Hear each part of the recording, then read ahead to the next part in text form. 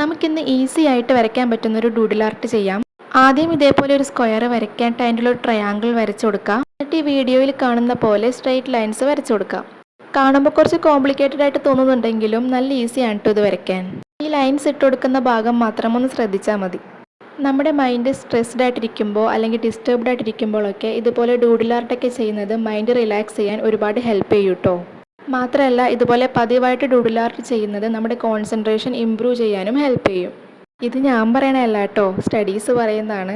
But എനിക്കും personally തോന്നിയിട്ടുണ്ട്, mind stress ആയിട്ടിരിക്കുന്ന സമയത്ത് ഇതുപോലെ ഡൂഡിൽ ആർട്ട് ചെയ്യുമ്പോൾ നന്നായിട്ട് റിലാക്സ് ആവാറുണ്ട് കേട്ടോ. പിന്നെ സ്ട്രെസ് ഔട്ട് ആയിട്ടിരിക്കുന്ന ടൈമിൽ മാത്രമല്ല കേട്ടോ, നമ്മൾ വെറുതെ ഇരിക്കുന്ന ടൈമിലും ഡൂഡിൽ ആർട്ട് ചെയ്യാൻ നല്ല രസമാണ്. എനിക്ക് നല്ല ഇഷ്ടമാണ് കേട്ടോ വെറുതെ ഇരിക്കുന്ന ടൈമിൽ ഇതുപോലെ ഡൂഡിൽ ആർട്ടൊക്കെ ചെയ്യാനായിട്ട്. പിന്നെ ഇതൊരു ഡൂഡിൽ ആർട്ട് മാത്രമല്ല കേട്ടോ, വേണമെങ്കിൽ ഇലൂഷൻ ആർട്ട് എന്ന് കൂടി പറയാം. അത് നിങ്ങൾക്ക് ഈ വീഡിയോൻ്റെ ലാസ്റ്റ് കാണുമ്പോൾ മനസ്സിലാവും. ലാസ്റ്റ് ഇതിൻ്റെ കോർണേഴ്സ് പെൻസിൽ വെച്ച് ഇതുപോലെ ഷെയ്ഡ് ചെയ്ത് കൊടുത്താൽ ഇതൊരു ഇലൂഷൻ ആർട്ടുമായി. അപ്പോൾ ഇഷ്ടപ്പെട്ട ലൈക്ക് ചെയ്യുക, സബ്സ്ക്രൈബ് ചെയ്യുക. ബൈ.